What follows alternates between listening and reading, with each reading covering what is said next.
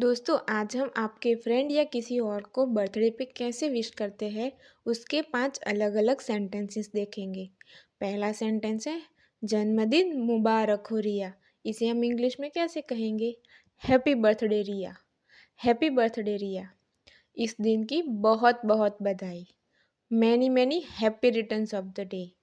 Many many happy returns of the day. मुझे आशा है कि आपका उत्सव आपको कई यादें देगा। I hope your celebration gives you many memories. I hope your celebration gives you many memories. जन्मदिन मुबारक हो रिया, आपका अब तक का सबसे अच्छा जन्मदिन है। Happy birthday Riya, have the best birthday ever. Happy birthday Riya, have the best birthday ever.